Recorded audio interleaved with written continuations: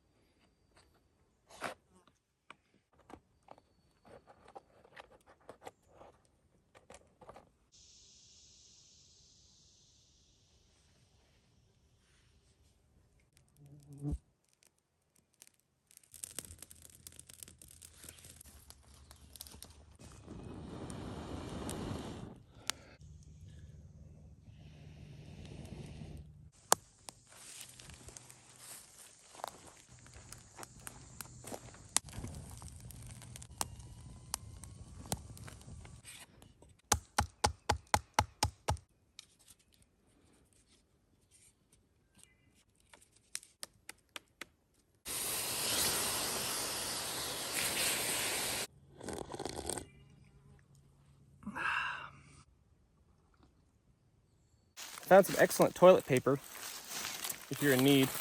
Pine cones also can offer pine nuts.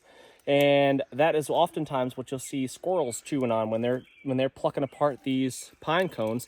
They're getting inside there and they're pulling out the pine nuts. And humans can definitely eat pine nuts as well. Pine nuts are super high in fats, very, very good for you. A little bit difficult to access and to kind of harvest, but they are a really, really good survival food source if it's the right time of year. So when we talk about fire starting, pine, white pine, really any of the pines are really, really great at getting your fire started. Not necessarily the fuel that you'd want for an extended fire. You don't want to cook over it per se because it can make your food taste a little bit bad because of the pine sap, the resin that's in there. But because of that resin, that's the magical stuff right there. It is so flammable. This right here is a stump from an old pine tree, and it's been here for a long time. And the reason it's still here is because it's preserved with all of the pine resin that is in this thing. So if I crack open a piece of this, perhaps, or maybe just shave off a little bit right there. Yeah, there we go. Look at that. See how shiny that is, and that amber kind of color? And you can't smell this. And really, neither can I, because I've been sick. I've lost my sense of smell, which is really weird. But trust me, this smells like pine sap, like pine resin, a really, really strong scent, and that makes it extremely flammable. So if I was to pull this out, I'm not going to. I'm going to leave it here, I think. You know what? No, I'm going to show you what it looks like. It looks like that. But if I was to cut a cross section into this, and it would be this really dark, rich amber color, and it would burn for days. If I threw this on the fire as is, that thing would burn so hot. It's such a really bright flame. Black smoke would be pouring off of it, and this would burn for hours. It's pretty amazing stuff. This is called fatwood or lighter knot. There's lots of names for it. Bush cat makes her appearance as usual. Kitty, kitty. So this huge big chunk of lighter knot right here is a great resource, and if you know what you're looking for, you got a keen eye. Actually, it's not really that hard to spot them, but if you find a stump like this, just investigate a little bit, do a little carving off on the side of it, and see if you've got something. So you got some pure gold right here. This stuff would start 1,000 fires, just a small piece of it, just some small shavings or scrapings even. If you have a ferro rod, right, and maybe you don't have an open flame, you just make some shavings like that. Hello, bush cat. How easy there, kitty. Really getting after it. Poke her eye out. Before I forget, guys, this is the On3 EDC primitive right here. We've made a couple of changes to the original On3 EDC because a lot of people like the nostalgic, old school type feel. It's got a Scandinavian grind in there for really, really fine woodworking carving type tasks. Really good for carving, actually. And it's got a natural cordage handle wrap on there. And the only difference between the one that you would receive and the one that I'm holding right here is that there would be a snap right here on the belt loop to make it easier on and off your belt. Really nice little package. I've been enjoying carrying it around. It is very cool. Classic.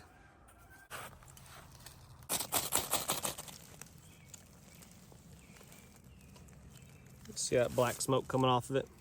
Those are just a few scrapings with my knife, back of my knife. That lights up really easy, really, really fast. So you could imagine how much fire potential is in this whole stump right here. And while we're on the subject of fire starting, the white pine is the go-to for me to get my fire started for pretty much all reasons. The tiny little twigs right here are the perfect kindling. When they're off the ground like this, you get the lower branches, even off the living trees. The trees that are still alive, like the one behind you right here. That one's still perfectly alive, but all the lower branches are dead. So I would collect the tiny little twigs like this right here, and that would be used for my kindling, at least to start with. And then Now let's say I didn't have some sort of means of starting a fire and I needed to go to a friction fire. Now let's say I didn't have some sort of means of starting a fire and I needed to go to a friction fire. This is what I would want in this area as well. White pine I have found in my area to be the best, the easiest source of friction fire. What I would take is I would take a section between the whorls like this right here, cut that off with a saw or axe or knife or whatever. I've actually just done it with my hands before, and I've busted it on trees and between trunks and stuff, and then cut it down to make my hearth board, to make my spindle, both out of the white pine. And it works really quite well because it's a very light, very low density wood, and it combusts pretty fast. So anywhere that a pine tree is damaged, it's going to bleed, it's going to leak its sap. And pine sap is pretty cool because, like we talked about, it's flammable. It could be in its liquid form like this, where it's fresh out of the tree. It's still flammable, just like that right there, but messy and difficult to deal with. And that's kind of why I prefer the fatwood, the lighter knot, because it's just easier to store and keep in your pack and stuff. But it would burn really, really bright and really, really hot, just like this as well. One of the primary uses that I would have for sap in its current state like this, where it's liquid, is an antiseptic, right? It's going to help promote healing. It's going to keep bacteria from growing on a wound or a cut. It's very easy for things to get infected when you can't keep it really, really clean, and it's very difficult to keep wounds clean in the field. But if you could put something like this on your cuts, like the one I've got on my finger right here, I cover up that cut with that pine sap, and then I could wrap some sort of makeshift bandage around it, or if I had an actual Band-Aid, I would do that to keep it clean. That's going to help promote healing and speed up that process a little bit. Now, if the tree wasn't damaged and I wanted to tap into this tree, I could definitely do that. And one of the ways that I could do that and be able to collect it and harness it is I would cut kind of in this fashion right here, kind of a V of the tree. And eventually that'll start bleeding. That'll start sipping out here, and I'll be able to collect that pine sap right here. So here's a big clump of sap that has fallen out of the tree and stuck to some leaves, and it's semi-solidified, right? It's a nasty, sticky mess at the moment. But if I wanted to have myself some sort of light candle, makeshift candle or lantern torch at night, I could glob this onto the end of a stick like that.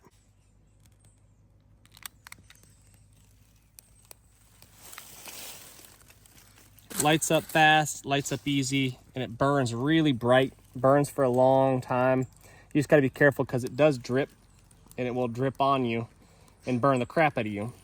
But if you needed some sort of little candle or lantern or something like that, it would be a handy thing to know.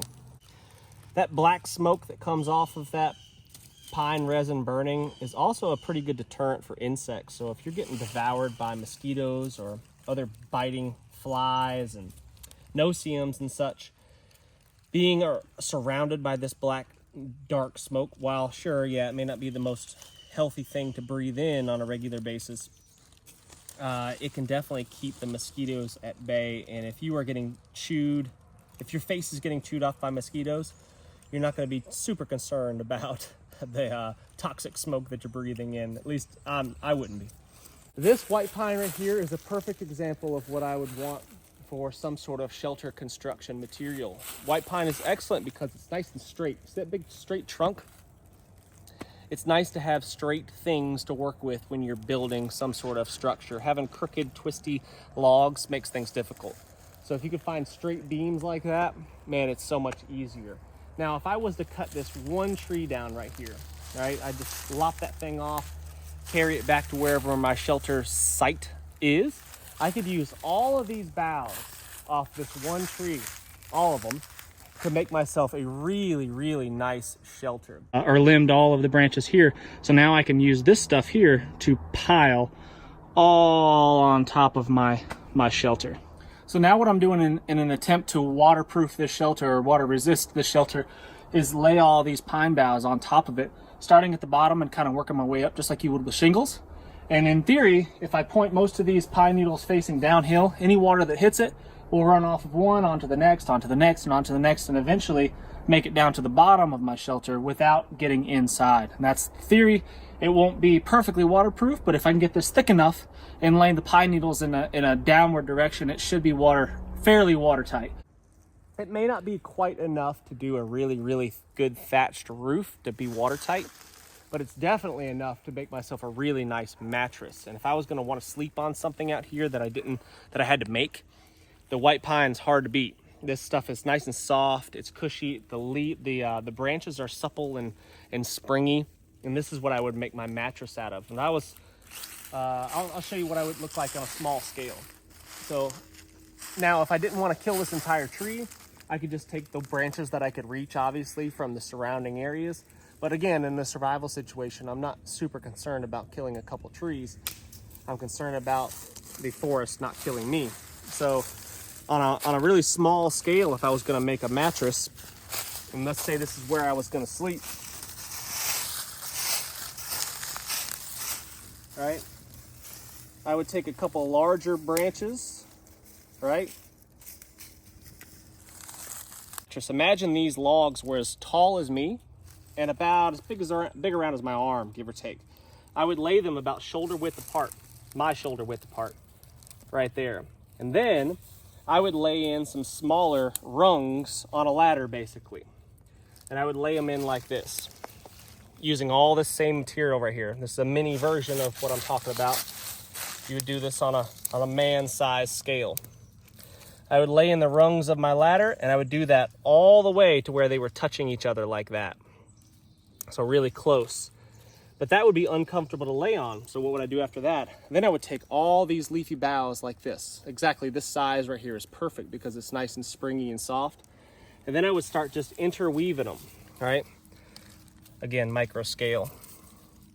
I would stick the pointy ends into the ground like that, or in between those logs, at just irregular, random kind of angles. And eventually, what I would end up with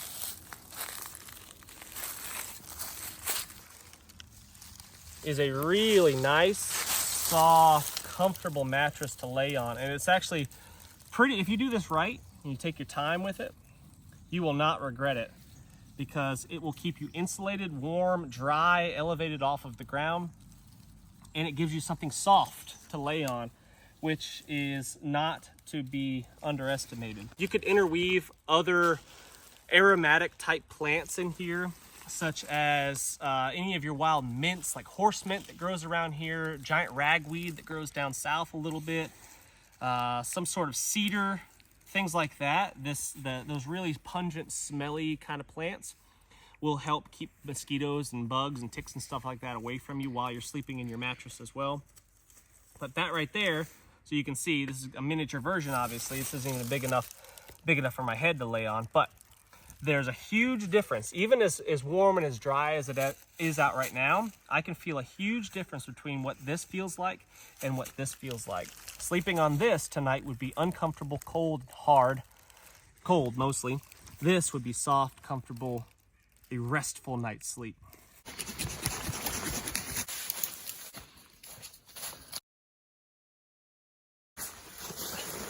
And laying on this, I am inches off of the ground.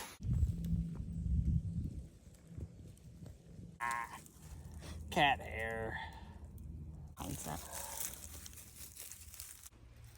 So here's some pine sap that we've collected from the base of another large pine tree that's just dripped off of where probably a branch was broken or something up above. And this is exactly what you'd want to use to make some sort of pine pitch glue. Now typically what you would do is you would heat this up and liquefy it, and then you would mix in some wood ash and then some sort of fibrous material. What's typically been used and what I've used before is deer poop. Rabbit poop I've heard works good too, because it's got small little tiny fibers in there that help keep that glue together. If you don't do that, if you just heat this up right here and then try to apply it as is, pretty much it becomes hard and brittle. And while it will hold, it breaks. What you want is something that's going to be able to hold and have some pliability to it. And this is what Native Americans would use to affix their arrowheads to the shafts.